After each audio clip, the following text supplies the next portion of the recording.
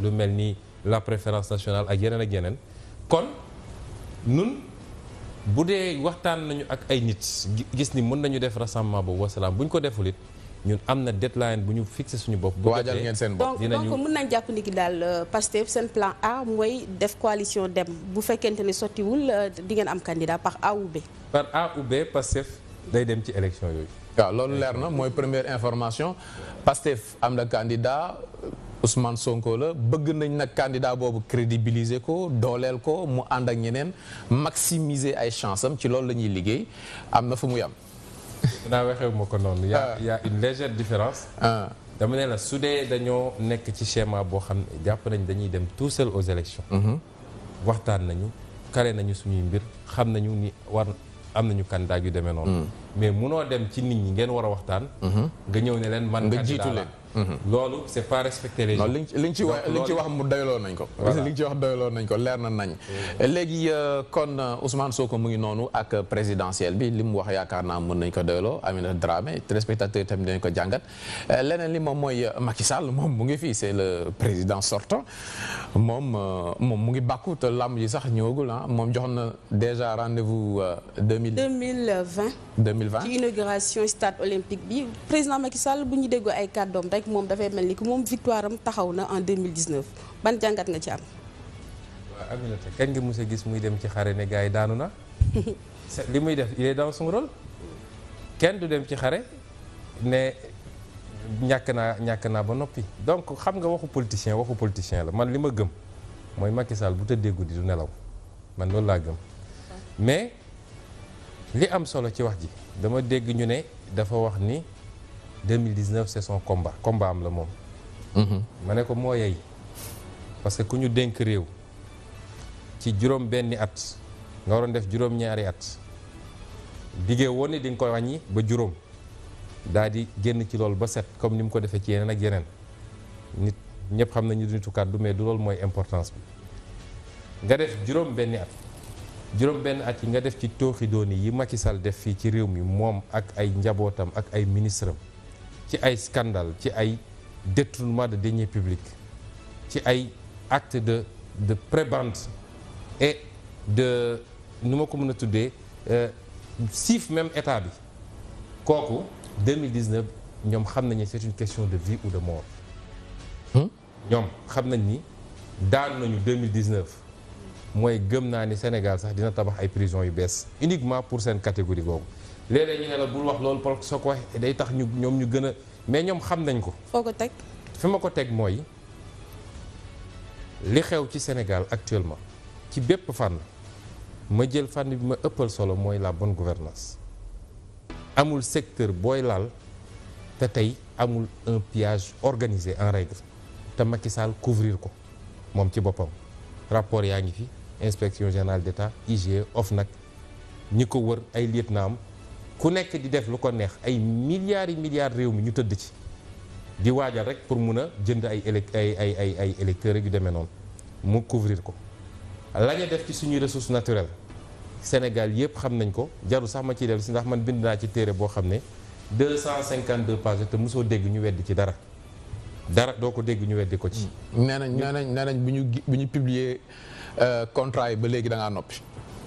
kaxal laa noppee yow xanaa suivre suñuy activité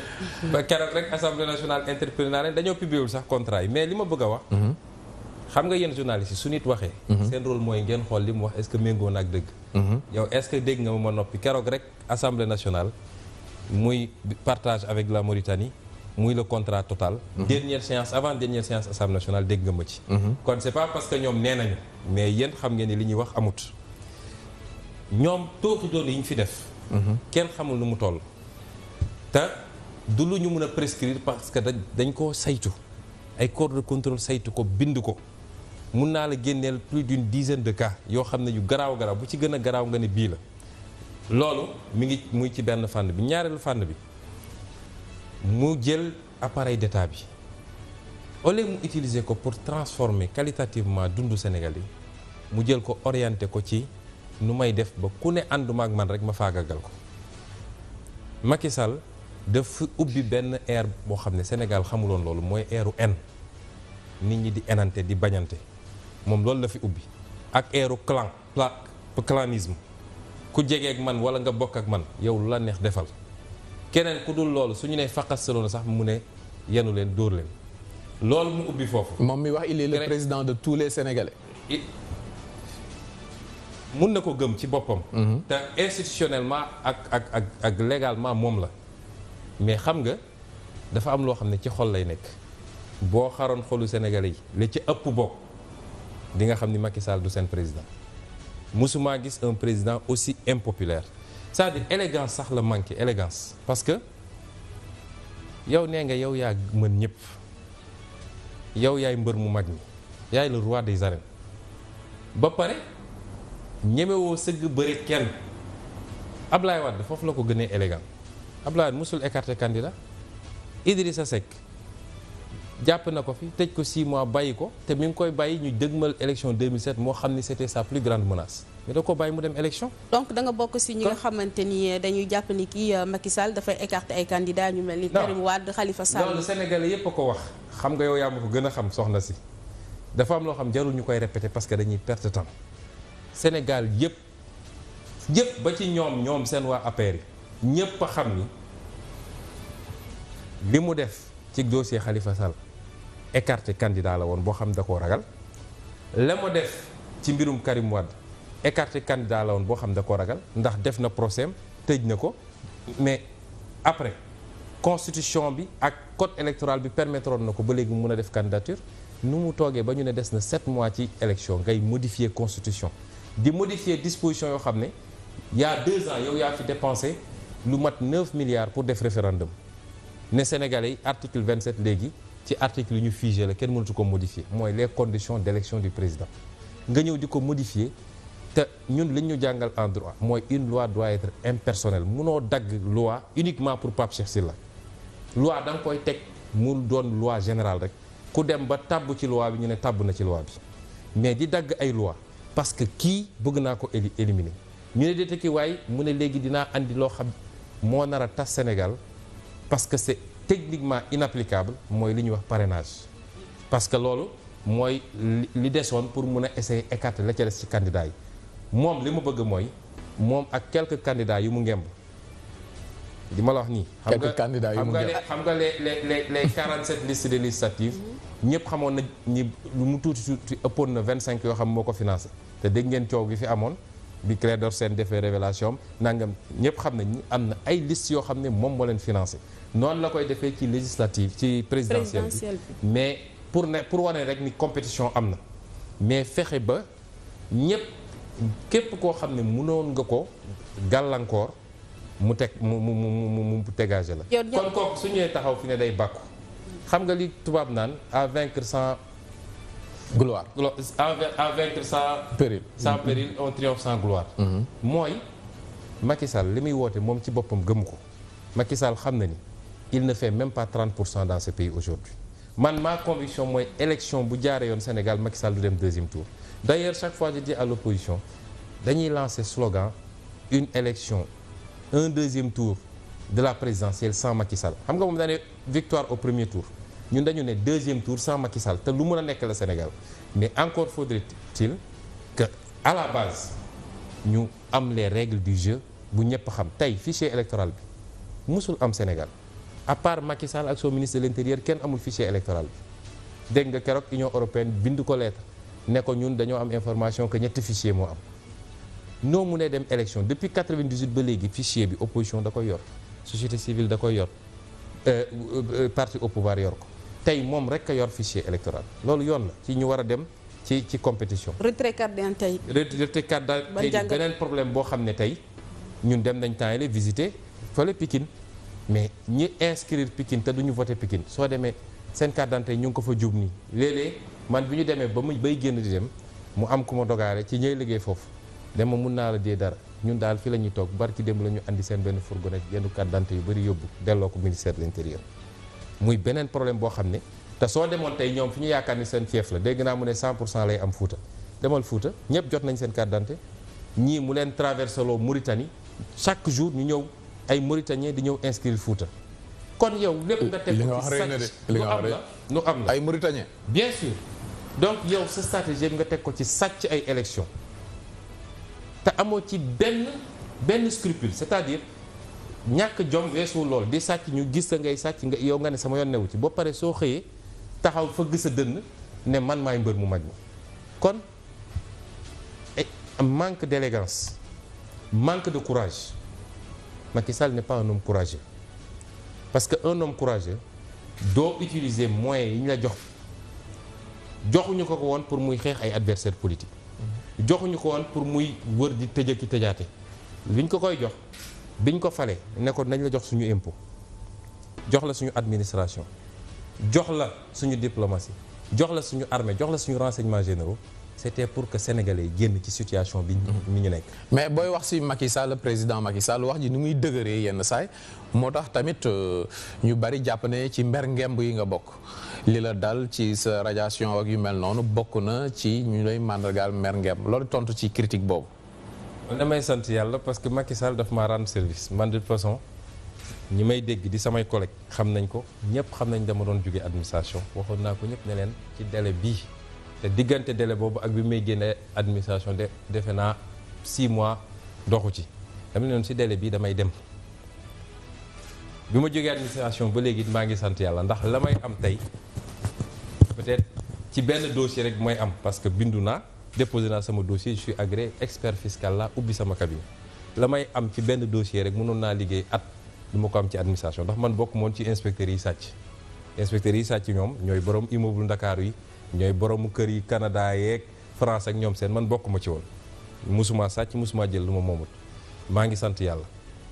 ñaareel bi man Macky Sall ak ñu mu àndal ci tubaab laa ko mën a wax aw ma sax mépris pour ñoom dédain laa am ci ñoom xam nga ñaar yooyu lan mooy différence bi mépris mooy koo xeeb dédain mooy koo xam ne yéeguloo sax ni mi ngi existé man Macky Sall ay mbiram nawuma ko ci acte yi muy posé ak ni mu mel ak ni muy comporté. mais président sénégalais ngay wax. xaaral ma terminer rek. Il est président d'un parti politique comme moi. Mais il est le président de la République également. D'accord, mais man je parle d'un homme en tant que président de la République nawuma ko loolu je l'assume te dara ayu ci nawuma ko parce que ni mu yoree réew mi ak ni mu koy doxalee du lu ma gërëm man te gëm naa ni majorité sénégalais yi gërëmu ko ñaareel bi. mooy ñiy wax loolu dañoo xamul xam nga ñun 2014 la ñu créé parti man 2016 lañ ma radié la andi radiation bi mooy gannaaw bi ñu créé parti attaques yi ma leen doon attaqué ñoom wax li jëm ci dossier ArcelorMittal bi wax li jëm ci fraude fiscale bi amoon fii wax ci assemblée nationale bi reversé wul impôt yi wax ci dossier Petrotim bi wax ci yeneen ak yeneen looloo andi radiation bi te maa ngi ci doon wax en tant que président parti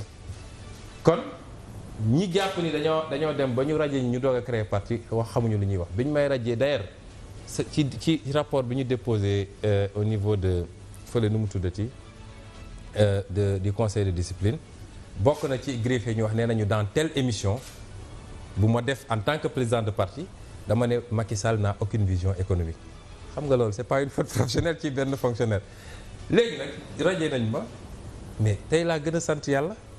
la mu doon bañ ma wax maa ngay taxaw assemblée nationale sénégalais di ma seetaan ma wax lu ko gën a garaaw te mënu ci dara. mais li ci des nag mooy c'est important Macky Sall stratégie moo échoué Macky Sall est un homme violent yàgg naa ko wax dafa violent nit bu violent la amul ko gën a violent mais c'est un violent peureux en même temps te looloo gën a garaaw nag ragal bu ñu jox yat moo gën a garaaw ci àdduna moo tax bi mu foree nguur gi parce que da koo for moom Macky Sall ba 2011 mais foru ko Sénégalais yi ñoo ko foteel ba 2011 ña ko jege dëgg-dëgg nee nañu Macky Sall musul gëm ni moom mën naa nekk président yàlla def na mu nekk ko mais bi mu ko jotee ba pare xam nga lii defe naa sëñ Abdou Lahad moo ko waxoon ne politique yat bu daanu rek la dof mun na koo for nit mun na koo for waaye kenn ci ñoom ku ko for ni mu koy utiliser mën na doon loraange ci nit ñi comme mën na doon njëriñ ci nit ñi ba mu ci foree dafa ne man xam naa ni je ne suis pas compétent du man maa mun a émerger loo Sénégal wax ma laa di ko développer xam naa ni am naa problème mu reconnaissance ak légitimité parce que ñi ko jege ñi ko fréquenté ñëpp ak ñi jëflanteeg moom ñëpp ci wàllu politique am na benn relation presque de xeebel boo xam ne joxuñu ko gëdd bi ñu ko war a jox mu dese ko ni man pour ma gouverner Sénégal il faut me terroriser Sénégalais yi donc stratégie terreur la andi woon jàpp ni par la terreur mën naa fexe ba benn Sénégalais dootul wax wala dootul ñeme wax loolu nag moo échoué tey parce que 6 ans plus tard tey la coow gën a bëri te bi mu demee ba yaakaar ni réussir na ko avec les acteurs politiques classiques. ci la résistance juddoo fu mu. il a les arguments de ses réalisations. xaaral ma terminer rek. fa la fi mu demee ba yaakaar ni réussir na ko fa la résistance juddoo fu mu foogul woon biir administration biir magistrature biir armée fu ne résistance fële fa parce que il se trompe. ay individualité ay sensibilité yoo xamante ni. déedéet c'est pas des individualités. peut-être ñoom ñoo. juste dem fii. defal ndànk rek peut-être que ñoom ñoo am courage. te juste dem bul ne individualité la parce que derrière il y a l'union des magistrats qui mènent un combat même su dee egguñu ci degré bi ñu bëgg ñun muy benn. capitaine Dièye. lan la ñu représenté seen corporation ñoom. juste dem capitaine Dièye mais c'est important parce que c'est une corporation importante. parce que c'est une institution de la République. boo xam ne Macky Sall dafa def toutes ses manœuvres pour phagocyter ko téye ko di ko def loolu ko neex. kon résistance su jógee foofu du lu ñuy xeeb parce que gis nga résistance boo mës a gis ci dara la commencé la révolution tunisienne fan la commencé benn jeune contrebandier bu doon def ay bu leen xeeb yooyu. ci Bouazizi. bu yaa ngi wax capitaine Dièye mais capitaine Dièye. c'est un capitaine xam nga ce que représente un capitaine de l'armée. ne pense pas que benn individualité bu wax la ni rek dafa jóge ci corps boo xam ne nit ñi duñu wax mais il symbolise une frustration généralisée et je suis bien placé parce que je discute moi avec les hommes de troupe. ok donc c'est pas des individualités. mais li ëpp solo mooy lu Sénégalais musul xalaat parce que Sénégalais dans sa tête le fonctionnaire le militaire le magistrat c'est des gens yoo xam ne ñemewuñoo wax ñu dem ba tey nit ñi di taper sur la table. ñuy fippu kon ok le temps passe vite surtout ak ku mel ne Ousmane Sonko mais dañuy dem publicité annoncer publicité bi ñu def pause bu ndaw rek après ñëwaat. d'accord nañu dem rek à la page pub ñu dellu si waat te wéyal waxtaan bi.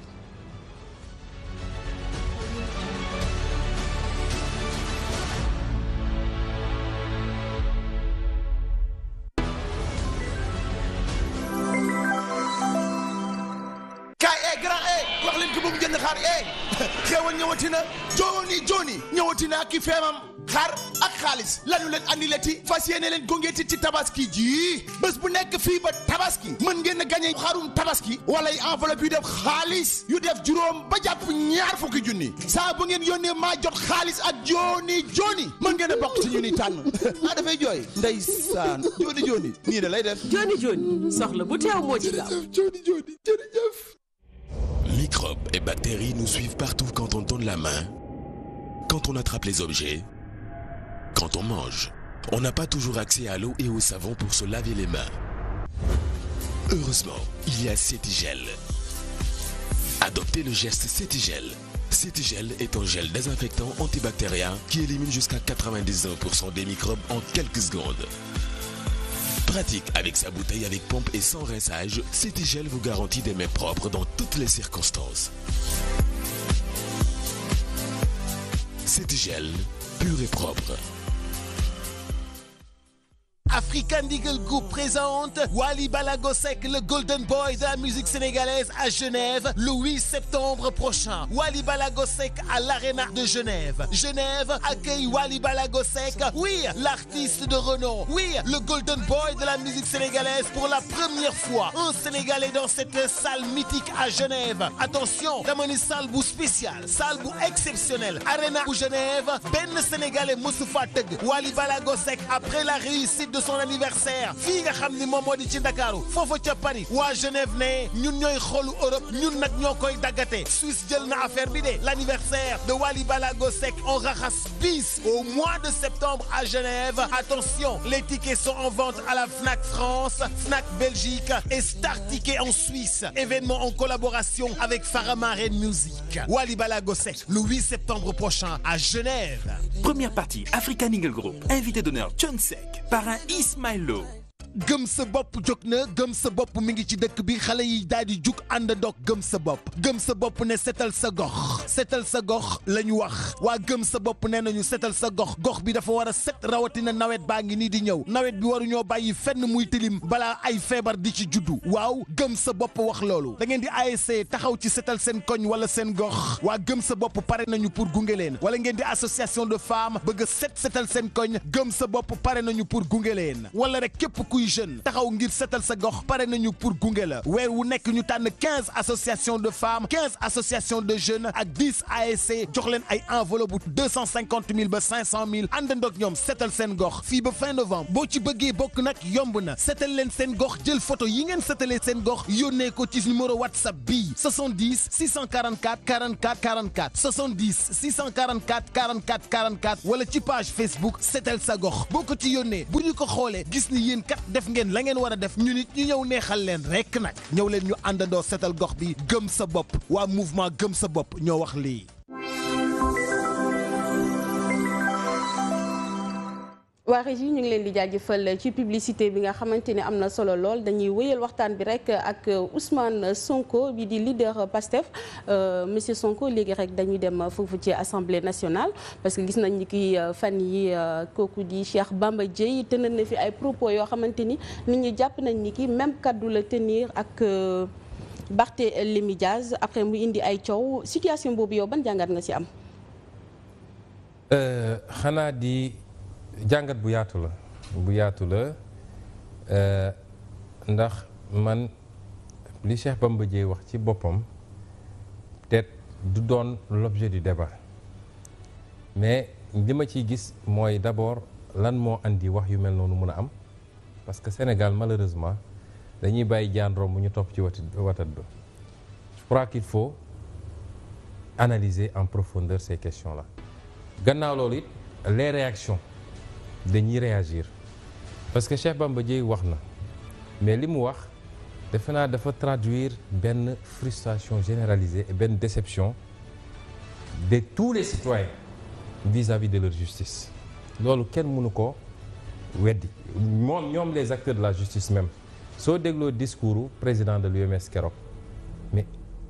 li Cheikh Bamba wax la wax ci yeneen anam ak ci yeneen kàddu ci yeneen anam ak ci yeneen kàddu ci yeneen kàddu ñoom ci seen bopp ñoo njëkk a reconnaître que problème bu rëy am na ci justice bi sénégalais boo laaj même opinion ak même avis la am ñoom waa UMS d'accord nañ ni la justice dafa discrédité wu fi mu toll nii. waaw mais sa collègue député bi. leader de parti la defal ndànk rek responsable la defal ndànk rek ma yeggal yi dans le fond nee naa la du ma ci sori. parce que li Cheikh Bamba Dièye wax moom la engagé. man personnellement jàpp naa ni. nit bu am responsabilité yi mu am. bu demee ba di wax yenn yi peut-être am na ci ay preuves yu ma yorul man. ok kon loolu je n'entre pas dans le fond mais dama ne li andi wax jooju tey ba munoo toog une semaine te doo dégg wax ju ñagas ju dem ci justice peut-être dañoo seet yi ci gën a extrême mais munoo toog une semaine te déggoo wax ju ñagas ju dem ci justice ñoom ñoo waroon njëkk a xoolaat seen bopp mais problème am na te gëm naa ni ñu ngi xoolaat seen bopp maintenant bi loolu amee tamit dafa am réaction yoo xam ne man comprendre ma leen bu ci njëkk mooy bu union des magistrats man union des magistrats dama leen fonk ki ko jiite xaw ma ko mais ñi ma jege ñu xam ko dañu ne c'est un homme de valeur un homme de principe bu gëm ay principe un homme juste et incorruptible gëm naa ni loolu moo nekk ci moom te gëm naa nit mi ngi mëne moom ak équipe am un combat pour assainir la justice mais ci dossier bu mel nii jàpp naa ni déclaration yi ñuy def ba dem di réclamer des sanctions du woon seen cër parce que en matière d'injure publique c'est personnel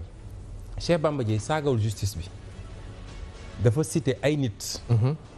loolu nag en droit bu dee dañu citer nommément ay nit ñoom rekk am sañ-sañ ne j'ai été insulté et diffamé. mais nit yooyu bu ñu dee ay kilifa ci seen kuréel. bu ñu leen saagawee saaga nañ leen. c'est-à-dire tey soo xëyoon ne le directeur général des impôts et domaines est corrompu. administration fiscale yi mënul jóg ne tey ñu jëflante. on est d'accord. léegi. mais laal nga leen ci benn fànn bañ na ba loi li mu wax. moo tax may ñëw ci deuxième man gëm naa ni ils ont dû subir des pressions. et ils ont voulu montrer qu'ils sont là aussi pour défendre leurs collègues mais mënoon nañu yem ci condamnation de principe. deuxième bi mooy l'attitude du procureur de la République voilà un procureur boo xam ne kenn xamul ban façon procureur la balaa may dee mu jóg taxaw dinaan day fas kanam ne day menacer nit ñi kan la fi mën a menacer moom ab simple fonctionnaire la qui rend la justice au nom du peuple sénégalais munoo nag ne da ngay rendre la justice au nom de quelqu'un te kooku amul sañ-sañ ne ni nga koy defee neexuma loolu il se trompe dina ko dégg ilaa yow mi diin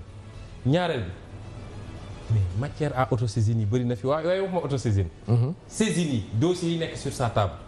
kenn xamul nu mu toll mu ne ko fi ñukk dinaa la limal léegi quelques dossiers mais li ma la bëgg wax mooy en matière d'injure publique le procureur ne peut pas s'autosaisir ñi ñu tudd ñoom rek a mën a déposer une plainte bañ na ba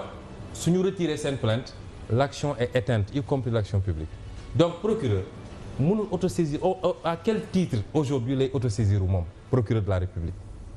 am na lu ko waroon a gën a doy ci autosaisine wala ci traitement de dossier la ñuy wax ni dossier bu concerne opposant ñu mel ni ay ñu xiif ñu gis ñu dajeek ñu for yàpp ci àll bi di tëb di dal dossiers yi je vais citer des dossiers yu nekk ci table procureur procureur li tax du wax ci dossier yooyu procureur affaire titre foncier Bertin 1975 nga xam ne lu ëpp 50 milliards luubal nañ ko ci IGE def ci rapport épinglé Mamour Diallo ak ñeneen ma nga foofu ci table procureur laaj leen procureur li tax du wax ci dossier boobu. Mamour Diallo waxuma la autosaisine de. bii mi ngi ci table li tax du wax ci dossier boobu. dossier wu affaire u Petrotim ma nga ci table am. laaj leen ko li tax rapport boobu du ko traité parce que Alioune Sall fa ne privatisation King Fahd Hôtel bi nga xam ne ça implique Racine Sy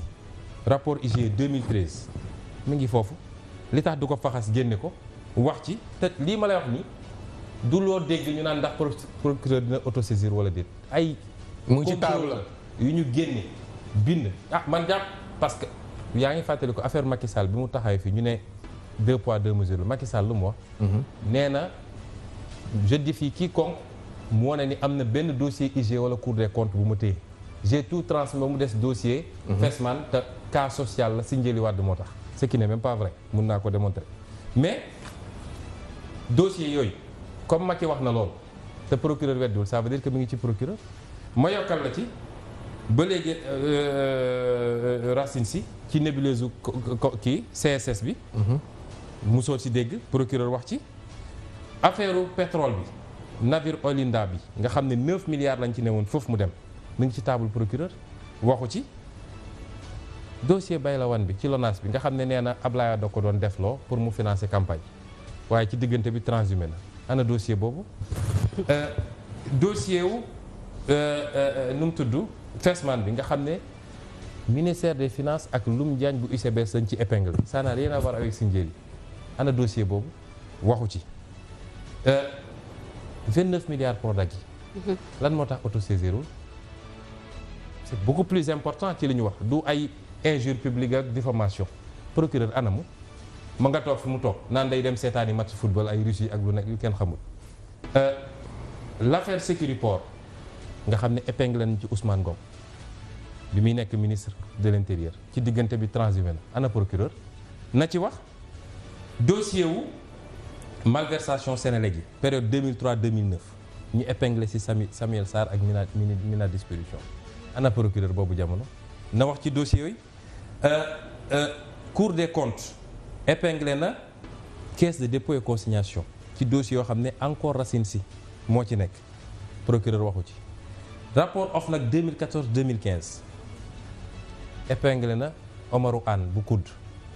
ci montant yu am solo épinglé Siré Dia bu Poste ñooñu tey ñooy organiser ay meeting 300 millions ci Sénégal li tax duñu wax ci dossier yooyu alors nga dellu si waat rapport OFNAC bi ba léegi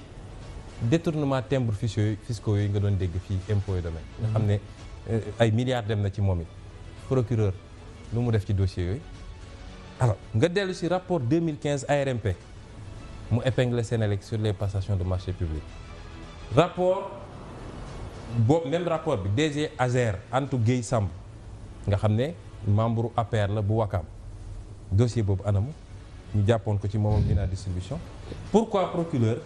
autosaisirul ci dossier Prodac bi ci dossier visa entrée yi. ci dossier injure yi nga xam ne ñoom Moustapha Cissé Lo ak yooyu def nañ ko fii. yooyu yëpp ay organes de contrôle. ñoo leen épinglé def dossier boobu leer Penda Ba bi fi sànq ay une ethnie entière. dossier yooyu ana procureur ñu bëgg ñoo rey fii naan dañuy jaay appliquer loi. Penda Ba dès qu'on parle de d'opposant ñu tëb ba pare ne kenn du ci wax ñun dinañ ci wax nag moo tax. les mots de la justice est malade et gravement malade. man j'encourage l'union des magistrats parce que ñoom ñoo mën a mener le combat avant tout la ñuy xaar ci ñoom bi ñu jëlal exemple impôt bi ñu toogee ba gis ni impôt ñu ngi fay yàq. ñu Amadou Ba nekk fii di signer ay amnistie fiscale syndicat des impôts dafa génn assumer def conférence de presse invité yeneen syndicat wu yeneen administration invité société civile ne lu garaaw ngi am fii ñi ngi compromettre l'intérêt du pays nag boobu la ñu arrêté loolu c'est ça qu'on attend d'une corporation mais rek suñu plan de carrière suñu terrain suñu ceci image magistrat bi nangam mais loolu ils sont payés par qui ils sont payés par les Sénégalais ay fonctionnaires lañu. payés par les Sénégalais pour faire un travail. ok kon man dama jàpp ni ñoom seen bopp. moo wax la ci ñeent ba juróom ñaata au magistrat ñoo fi taxaw ñaata magistrat ñoo fi taxaw def des déclarations politiques dugg ci parti politique au pouvoir def politique te seen statut tere leen ko loolu noo koy tuddee war nañ cee wax la loi bi ñu adopté pour la prolongation de l'âge de retraite de certains magistrats nga xam ne Macky da leen fi teg lu dul ñu lubalal ko élection yi ñi ngi fii loolu lu ñu war a xeex la te gis dégg naa ñu ngi koy wax ñu ngi leen di encourager mais c'est encore mou nous attendons beaucoup plus de ñoom dem ci discours am bi passé dem na ba wax ni les postures et positions de certains d'entre nous contribuent à conforter l'esprit de nos concitoyens dans l'esprit de nos concitoyens le sentiment d'une justice à deux vitesses et aux ordres donc ñoom seen bopp xam nañ ko. ñoom tënk nañu ay conclave sax. waaw une fois que fi mu conclure moo gën a intéressant nee na ces attaques traduisent aussi une inquiétante et progressive rupture de confiance entre la justice et les citoyens. kuy wax noonu encore au nom de moom. waa union des magistrats. ok au nom desquels la justice est rendue. xam nga lii dafa tënk lépp moo tax ma ne la lay andi lii su dee citoyens dañu yàgg gis loolu jaar fu ne mënuñu ci am solution. mën na pousser certains à l'extrême. L'injustice fait appel à l'injustice loolu nga ñu bëgg a wax. non je n'ai pas dit ça. je dis loolu ñu am gis nga ko ñu tooñ ngay faj munoo faj mun na la yóbbu yow ci nga am yeneen méthode yoo utiliser parce que tu n'as même plus confiance à l'appareil te gis nga bu ñu xeeb Sénégal dañuy yàgg a wax ni mag ñi liñ fi ñaan li am Sénégal et cetera. mais gis nga yii. réew bu tas lii moo ko tas. mooy ki jàpp ni moo yor doole. di utiliser doole bi di noot ña ca des ni mu ko neexee. ok jàppale nga sa collègue député mais encore une fois laaj bi mooy dossiers yi nga fi lim yëpp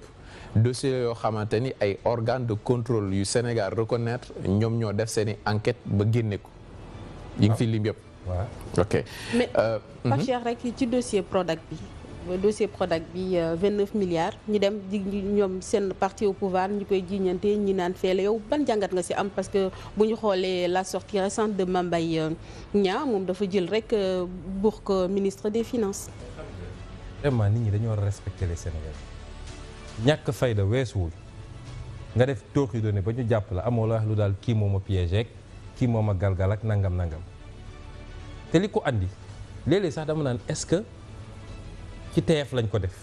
parce que Sénégal dañuy jël ñoo xam ne jànguñu état xamuñu état bombardé leen nit ñi mun nañ leen naxloo signé leen sax te duñu xam lu ñu signé ku yor sa làmmiñ di politique wan ni yaa mën a saagal Macky Sall yaa ko mën a xuloo rek ñu xëy jox la ay poste dama naan est-ce que sax c'est pas de l'incompétence pure et simple ba tax li leer ba leer mooy luubal am na ci 29 milliards yoo xam ne kenn mënu koo justifier Amadou Ba ma ci dugal ak nangam de toute façon def ceeg sotti la rek si ñoom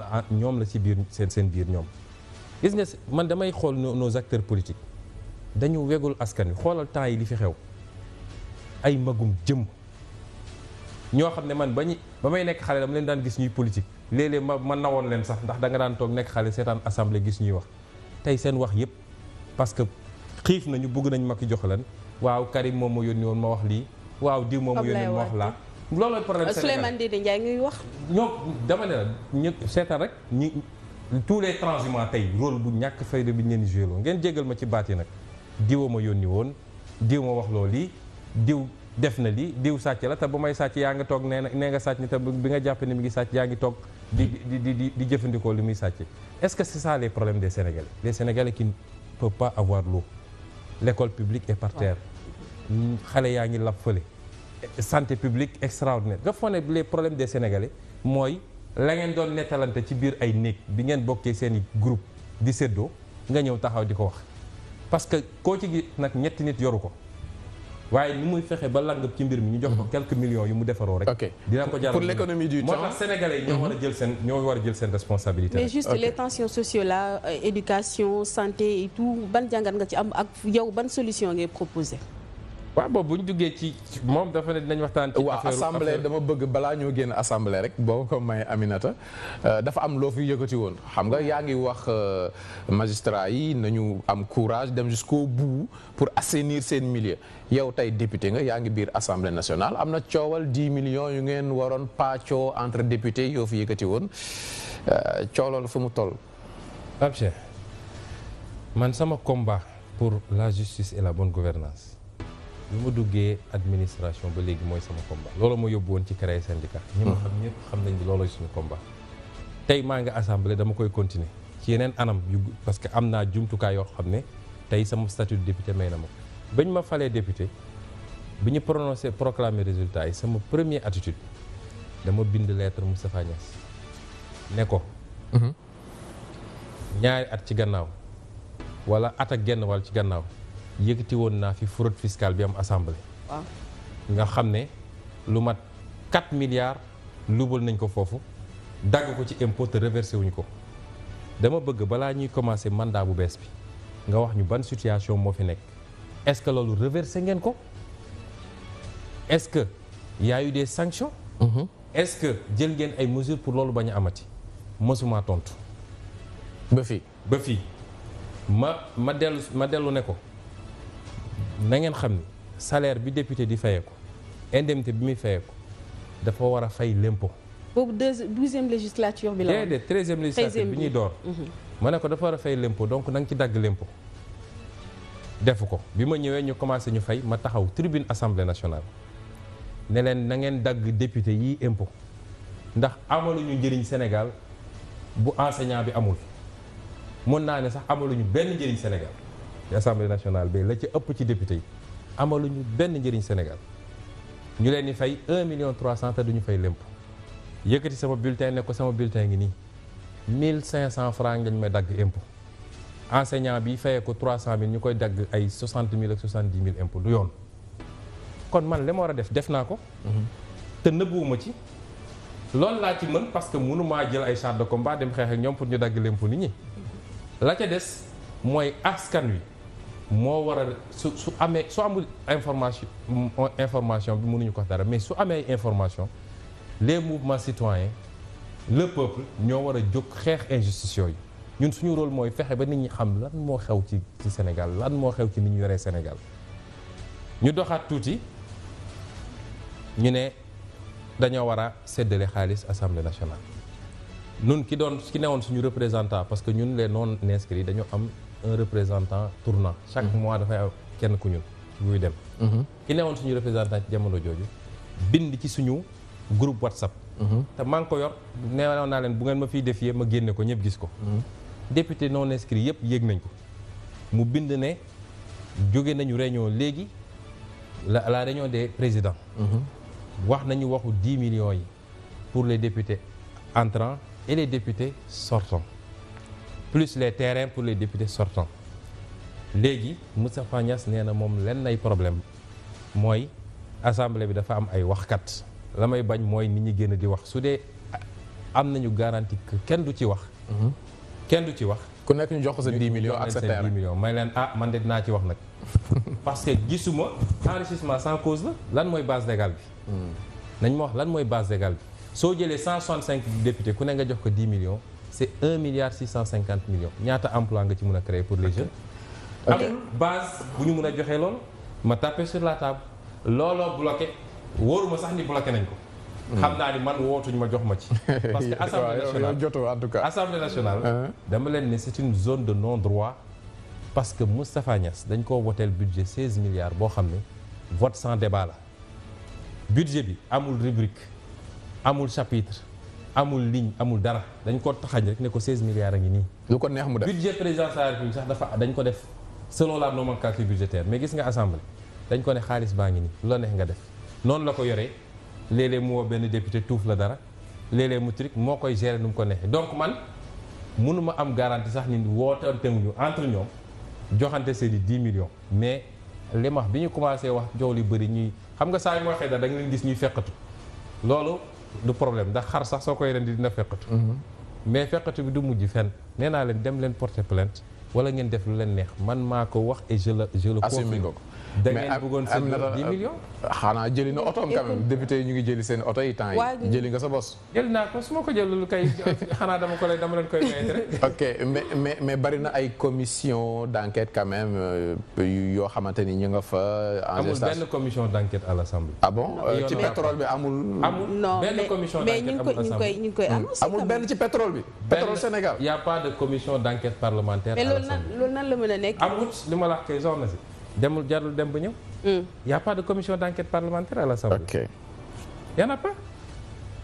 ils le font même pas xalaatuñu ko parce que ñoom ak ñoom la ñoo bokk seen parti ñooy séddoo ñooy trick kenn du woo kenn naan ko lii li tax nga def ko lii li tax defoo ko y en a pas à l'Assemblée nationale. Assemblée nationale bu amuloon Sénégal it Sénégalais du ñu yëg ni Assemblée nationale amut soo génnee quelques députés te yéen a ma leen gën a xam la ca des yëpp léeg-léeg nga gis ku ñëw suba. dem ndékki ba suur ñëw toog di nelaw ba ñu ne vote jot na gars yi yee ko mu yëkkati loxoom te daal nelaw. loolu mooy seen rôle foofu. Amina sa émission 15 minutes moo ci des ak saaga voilà ak saaga ñu yebal leen ne leen Sonko buy wax rek saaga ko te li ma ci gën a métti mooy góor ñi dañuy làqatu ci gannaaw ne jigéen ñi dem leen parce que li ñu bëgg mooy ñu ne Sonko fa doon xeex ak jigéen ñi góoru Benno Bokk Yaakaar ci gannaaw la ñuy làqatu ne jigéen ñi dem leen saaga Sonko.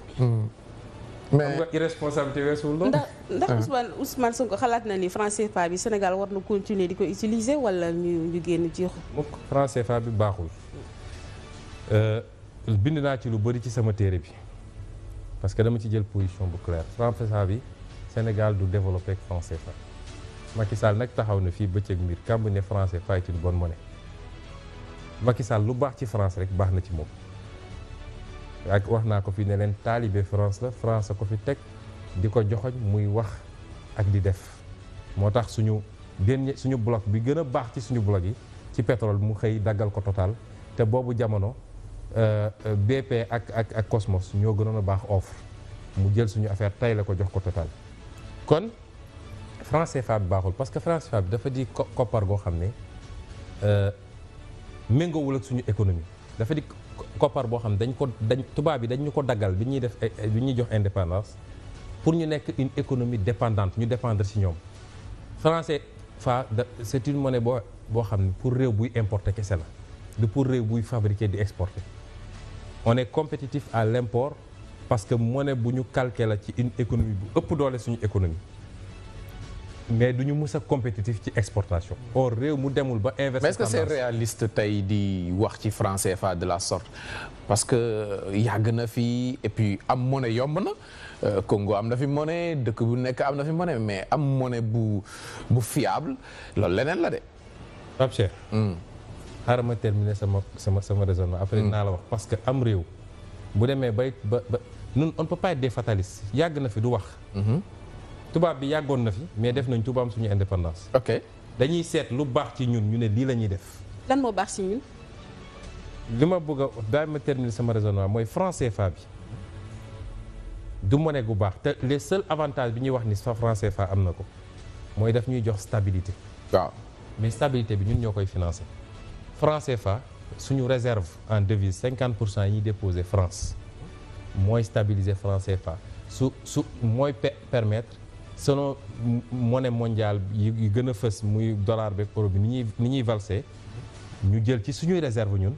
pour équilibrer. du liñ ko arrimé à l'euro. déedéet mais arrimage boobu dafa am lu muy jar dafa am lu mu coûter. ok bu ñu demee ba amatuñu parce que dañu war a garder minimum 20% de réserve Banque de France su ñu demee ba amatuñu minimum de 20% de réserve boobu dañuy dévaluer loolu ñu daloon 1993. d'accord kon loolu mën nañ koo defal suñu bopp ñun.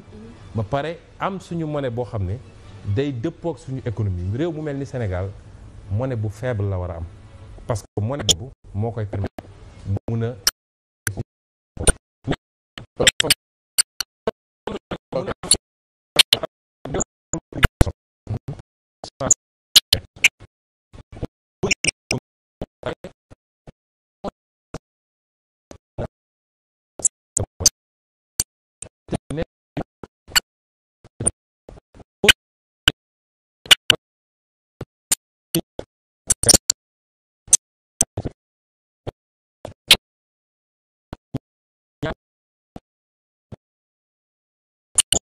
bu baax ci mooy la monnaie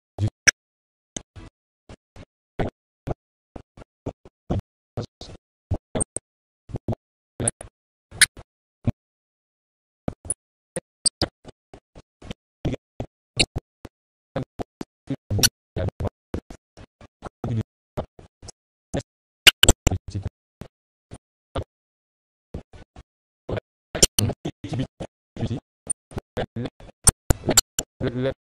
développement mooy la dette directement loolu mooy pilier de boo ci jël nag mun naa la ci defal tey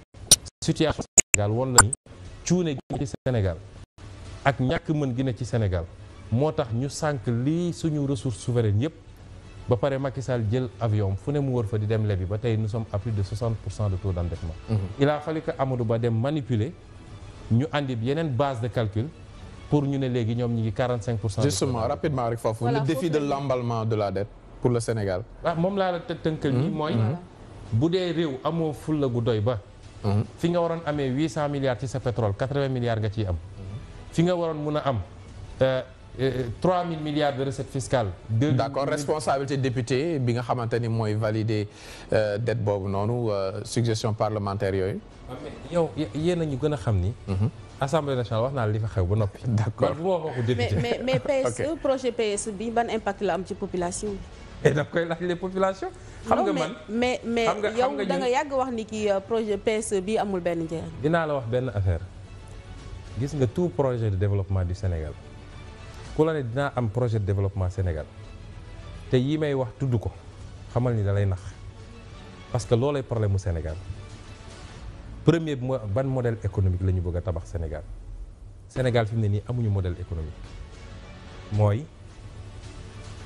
yow nooy def ba sa économie réew soo amee économie boo xam ne 80% yi waa bitim réew ñoo ko téye lu fi yendoo fanaani bitim réew ci koppar soo amee économie boo xam ne dafa inversé parce que un pays sous-développé dafa war a fexe ba liggéey ba secteur industriel am doole secteur primaire am doole mais Sénégal secteur tertiaire bi moo nekk 64% de notre économie te lan moo ko tiré ay téléphonie société téléphonie Sonatel Tigo Expresso ak les banques. loolu du modèle économique munoo développer réew ci wàllu woowu tey lan la ñu am comme agriculture c'est la catastrophe l'agriculture te ce sera pire encore ren parce que ñëpp xam nañ ni ren nawet bi gën a bon depuis 20 ans ba moytu ren lay doon. ñu jàpp ni dañuy atteindre autosuffisance en riz. dama ne la joxe 2017 lañ la waxoon léegi ñoom egg nañ 2017 atteindre uñu ko jegewuñ ko sax xam nga wax dafa yomb bi may ñëw dama tiré par hasard rek dama tiré Macky Sall dige yi mu dige woon fii yi mu waxoon ni. conseil des ministres décentralisé yi dama tiré dige yi Saint-Louis daf leen ne woon li ma la wax nii période 2012 2013 2014 la woon li ma la wax nii Saint-Louis daf leen ne woon naa leen jox 306,7 milliards mi ngi nii conseil des ministres décentralisé. Ziguinchor mu ne naa leen jox 367 milliards concernant 53 projets nga dellu si mu ñëw ne Louga dinaa leen jox 100 milliards ñoom ñoo ci gënoon tuuti la sax delluwaat Matam ne daa leen jox 126 milliards. léegi fu mu si. mu ñëwaat. évalué nga fu mu si toll ñëw ne Kolda daa leen jox 204 milliards. daa di dem Tamba. mais ay réalisation quand même ay réalisation Macky Sall mu ngi fépp ci Sénégal tey moom. stade loolu mooy réalisation yi. arena bi baax na tamit. attends Pape Cheikh il faut qu'on soit sérieux. il faut qu'on soit sérieux nañu bàyyi di nax Sénégalais réew moo xam ne nit ñi amuñu ndox bu ñu naan réew moo xam ne école publique tey amul Sénégal yow xam nga ko tey dañoo forcer rek dem examen sacrifier les gosses et les résultats gis nga ko barki démb fac droit UGB nee nañu il décrète l'année blanche réew moo xam ne santé publique yaa ngi inauguré arena jamono jooju service cardiologie Fann arrêté na depuis 3 mois opéré tuñu ñu am problème cardiaque lan mooy priorité Macky Sall ay stade ak ay yu kenn xamul les Sénégalais xam nga lu ñu soxla les Sénégalais veulent manger correctement ils veulent se soigner ils veulent avoir où habiter ils veulent seen doom mën a dem école publique parce que école publique boobu mooy l'école de l'égalité des chances loolu mooy priorité Sénégalais yi. la priorité des Sénégalais sport beeg jeunesse tam ci lañ bokk ah. kenn weddiwu ko mais dama ne la priorité la ñuy wax. gis nga am réew. il faut mu am point de départ. ne fii laa toll fii laa bëgg a jëm. priorité yi soo ko bàyyee. doo ko peut-être da nga d'accord ci transport bi TER beeg yu ni mel. am nga TER bi wax naa ko fi waxaat ko fi. mais bi ma leen ne TER bi 1200 milliards lay jar. coow li ne gañ seen ministre bi yor TER bi dugg fii wax a ma ne leen je maintiens. TER bi 1200 milliards la ma jël sama bic bind question écrite envoyé ko le gouvernement génne sama tableau parce que j'ai tous les contrats gis nga cuune nañu cuune boo xam ne mais man mosumaa gis ñi cuune nañu cuune boo xam ne bañuy calculer ñoom TER bi dañoo fàtte intégrer yenn affaire yi dañoo lebi intérêt dette bi fàtte nañ ko cee dugal impôt gi ñu war a fay fàtte nañ ko cee dugal yooyu yëpp boo ko dajalee moo andi loolu li may wax Macky Sall moom ci boppam xam na ko parce que bi ñu demee ba gis ni juum nañu waa APIX ñoo def contrat bi écarté ministère des finances bi mu eggee ministère des finances technicien yi xool ko gis erreur bi ci lay doog a egg ci Macky mu téye gémmiñam TER bi tubaab bi dañ leen nax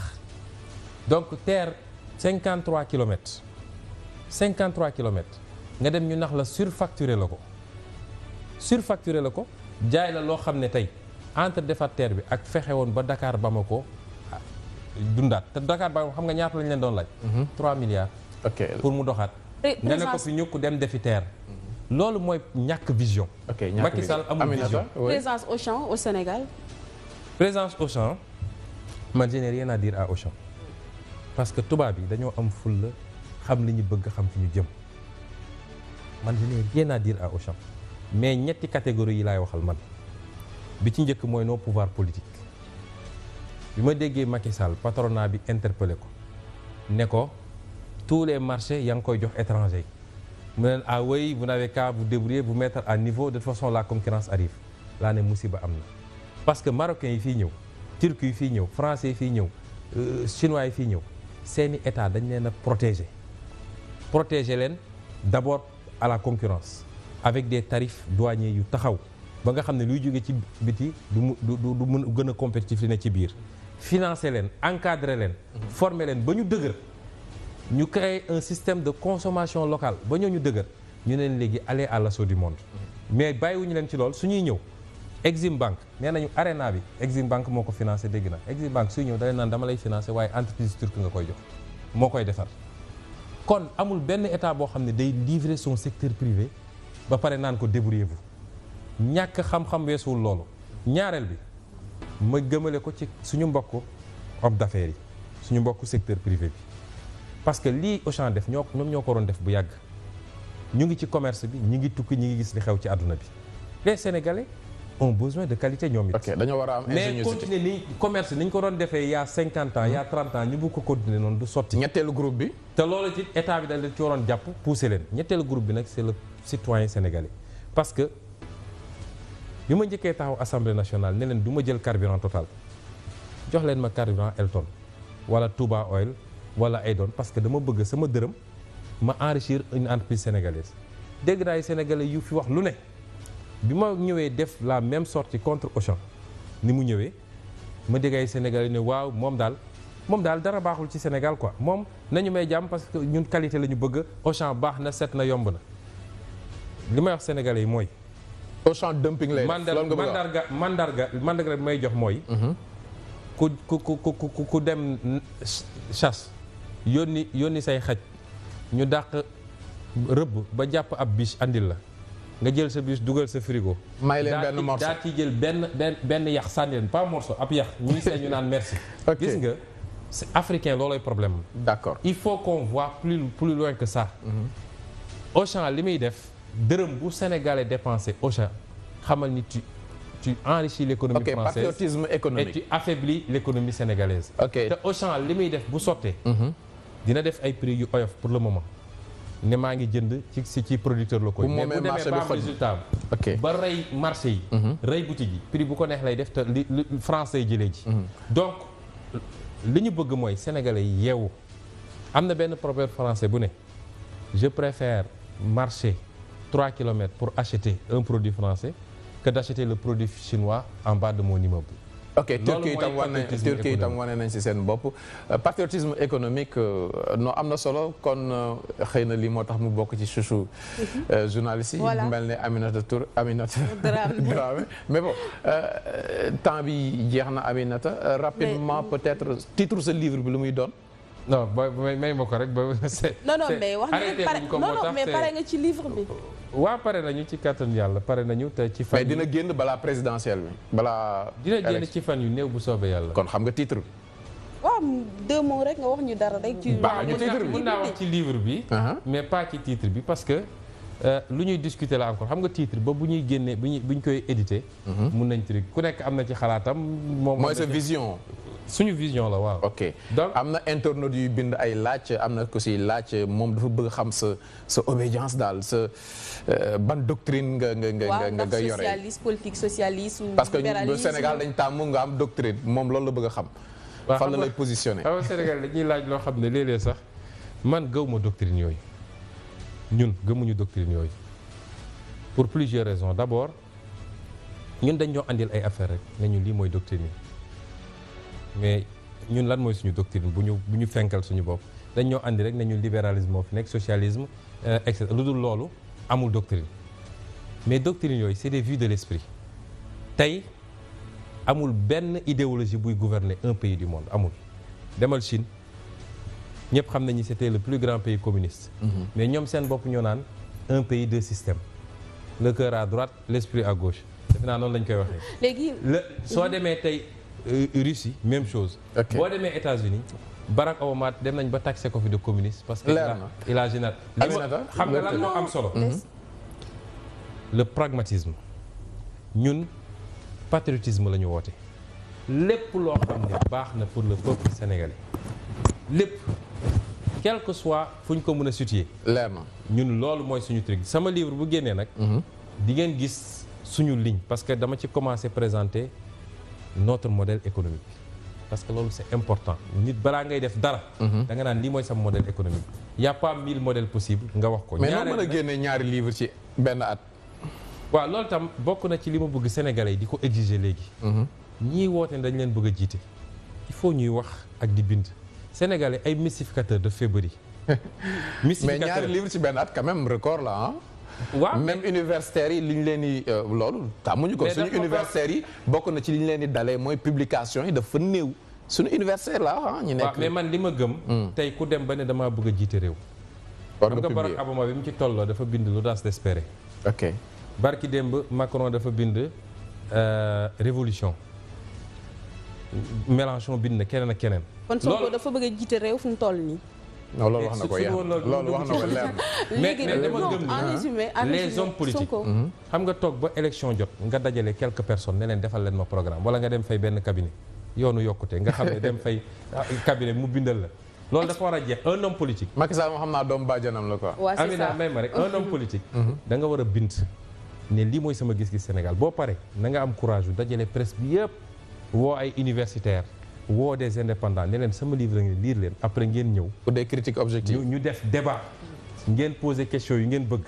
noonu la sénégalais yi di xam mais Macky Sall dem na ba nekk président kenn musu koo dégg mu débat kenn gis musu koo gis mu génn temps yi nag dégg naa ñu ne benn minute moo la dese dégg naa ñu ne temps yi génn na benn livre dem jël ay compilation discours yi ñu ko bindal benn Sénégalais jënd ko ndax waxu fa dara lu ni mën a léegi exploitation zircon bi en Casamance. waaw exploitation zircon en Casamance bi mu profité ci interpellé waat encore le régime de Macky Sall Macky Sall dafa sàggane Casamance ndax barki démb bi ñu gisee dara am ay béy ki xar dee fii dans le Saloum dafa jël cortège am dem foofu seeti béy yi dee waaye bi ñu boomee 13 personnes en Casamance bougé wul tey zircon Casamance baa ngi bugg a yeewaat fitna population yaa ngi commencé di am kii entre ñoom ñi nga xam ne waaye fi puy la ñoom ñëpp génn nañ ay communiqué ne d'accord ñu ci te dinañ def lii ak nañ def la ci loo xam ne Sénégal du ci am dara 10% la ci am nga bëgg a enrichir benn entreprise chinoise ba yee fitna barki démb bu Fuuta bi mu joxee marocains yi suuf si waa Dodel xaw ma ñëpp jóg ne d'accord ñu dafa génne waat décret résilier ko kon Macky Sall maa ngi koy interpeller lu fa xew nag moom la c'est sa responsabilité moom ak ñi ne ci suuf parce que jox nañ leen xaalis sédd nañ leen xaalis zone bu mel ni Casamance ak situation bi fa am ñu dem ba commencé am accalmie defe naa pour exploiter un peu de zircon warul tax ñu ne tey ñu forcer coûte que coûte ci anam man bind naa question écrite au ministre ne ko décret bi ak les actes yi ngeen posé yëpp voilà les irrégularités yu ma ci relevé. ok zircon bi d'accord temps bi jot mais est-ce que c'est pas trop sensible les problèmes sont partout Ndar Saloum Ndakaaru Casamance mais boo waxee Casamance ci biile anam ak chef de l'État est-ce que c'est pas trop régionaliste? Non j'insiste Pape Cheikh j'insiste. xam nga fi nga toog. yow xamoo li xew Casamance. dundoo li nit ñi dund Casamance déedéet dundoo li nit ñi dund Casamance. dama ne. la paix jar na lu ne. kenn neewul kenn du mus a exploiter zircon bi. mais soo ñëwee ci bërëb. mais président dafa sàggane Casamance. dafa ko sàggane et j'insiste. wax ji diis na de. soo ñëwee ci bërëb. ne dama fay def lii. ña dëkk ci dëkk ba la ci ëpp ne ànduñu ci. ba mu nar a yee fitna. da ngay dellu de manière générale ça doit être l'attitude de l'État. war ku ñu toog fii ay nit toog dans des bureaux climatisés di signer lu leen neex. te yow fa nga koy signé demoo fa ba xam lan moo fay réalité bi loolu mooy yee fitna li xew Casamance moo xew Kédougou waaw gis nga chaque année ay manifestation am ba mu war a doom am ba daaw la ci mujje am na ñu kii ba ñu dem naan dañuy taal gendarmerie bi loolu dafa war a jeex Sénégal et c'est pourquoi j'interpelle encore le régime de Macky Sall nañu bàyyi di sàggane ak di neenal loo xam du lu neen ci nit ñi parce que fitna su jógee xam nga déforestation bi am Casamance mënoon nañu éviter ay nit dee fa parce que population yi dañu yàgg arrêté ne ñu ngi jox ay nit autorisation ñu ñëw di dagg àll bi yépp ñun ñi yaroo à Casamance xam nañu Casamance bi ñu xamoon ak bi tey bokkatul. coupe sauvage ñu alerté doomu dëkk ba mujj gi ñoom ñu def seen i comité ba ñoom benn instant ñu def seen comité de défense état baa ngi seetaan ba jàmmarloo am entre ñoom ak coupeur de bois yi mu am ñenn ci ñoom ñuy jàpp procureur tëj leen mu gën a tàngalaat xolu nit ñi loolu yëpp état fu mu newoon kon dama ne nañu bàyyi di sàggane ak di seetaan Sénégalu ñëpp la. def ci lu war. voilà nañ ci def ok leer na kon ci note boobu la ñuy terminer Aminata gërëm bu baax a baax suñu gan. ñu ngi koy remercier bu baax vraiment waxtaan bi sax vraiment doyale ñu parce que. xam naa doyaluñ mais télé moo demee noonu lu si nekk dafa am timing. mais Pape Cheikh nag ñu ngi koy remercier bu baax ci disponibilité am Ousmane Sonko leader PASTEF ñu bàyyi rek nga tàggatoo ak téléspectateurs yi. waaw di leen gërëm ci invitation bi di am mbégte toujours mën a wax ak sénégalais yi parce que loolu ngeen ñuy jëriñ c'est yéenay suñu vitrine yu permettre ñu wax ak sénégalais yi. émission nag yombul. mën na am léeg-léeg mu am ay rëcc-rëcc mais. passion pour le Sénégal moo koy waral ñun dañoo bëgg Sénégal. feeñ na vrai sénégalais ah juddoo Thiès màggee fan. man Sénégal fépp laa. fan mooy sa base politique sa waajuru góor mooy waa Casamance. sa waajuru jigéen waa Bawol. waa Xombol Bawol la bokk. sama maam di waa Fouta. sa maam di waa Fouta fan mooy sa base politique kon. Casamance rek mooy sama base politique wax dëgg yàlla Sénégal yëpp mooy sama base politique. mais man Casamance saay voté Casamance saa yaroo Casamance saa gën a miin. mais li ma bëgg a wax foofu rek mooy léeg-léeg ma dégg ñoom même assemblée ay ñoom bun jon ak ñoom seen naan nul n'a le monopole du patriotisme man leen comme léegi avec l'intrusion de Pastef dans le champ politique ñëpp a ngi revendiquer patriotisme mais patriotisme ay actes yooyu posé la du wax rek ñoom li ñuy def toujours ñu poser des actes yoo xam ne c'est pas patriotique ñun Sénégal ñun Sénégal rek la ñu am ñun amuñu beneen nationalité te bëgguñu ko man Sénégal laa jàngee primaire ba ni ma duggee ENAM Sénégal rek laa xam sama bakkan gii mën naa ko joxe ngir Sénégal loolooy andi yenn saay ci wax passion feeñ ci mais du lu soxar du ñàkk teggi nit ñu ngi jéggalu su dee am na ay rëcc-rëcc mais Sénégal rek moo ñu ñor te bëgg nañu Sénégal soppi ko. Pape Cheikh dina ñëw toute la vérité comme ça ngeen gën a yaatal waxtaan bi. non moom ñëpp a ko sawar dalal ko xam naa kon danaan Pape Cheikh dafa gàtt xel mais dinaa insister tamit pour mu ñëw. mais yow tamit rek laataa ñu tëj rek sa bande annonce bi bu bëri laaj nañ ma am na li ñu fa wax yi ma yow ma ànd ak Gonda man ci tellement reçu de message tellement reçu d'appel ñu ne Pape Cheikh loolu il faut mu leeral ko askanu Sénégal. non benn phrase la bu Macky Sall utilisé pour wane ne koo xamul nga koy woowee yi ma yow ma ànd ak Gonda comme dama am benn yaay boo xamante ni pour la muy Mariam Sow ma ñëw waxtaan seeg moom mu tekkil ma ko après ci la amee inspiration boobu daal di koy valoriser comme phrase ci bande annonce bi noonu la ma dikkee c'était même pas trop recherché voilà xamoon dinaa boobu léegi bàyyi na wàcca léegi mu ngi ci yima yoma jërëjëf am na mën nga tàggatoo ji dem mbokk téléspectateur Sen TV ñu ngi leen di remercier bu baax di leen jaajëfal ci seetaan bi ngeen di seetaan tey nag dañoo amoon invité de marque waxtaan bi wane na ko ñu ngi leen di jox di daje mois prochain incha allahu rabi ñu ngi leen di jaajëfal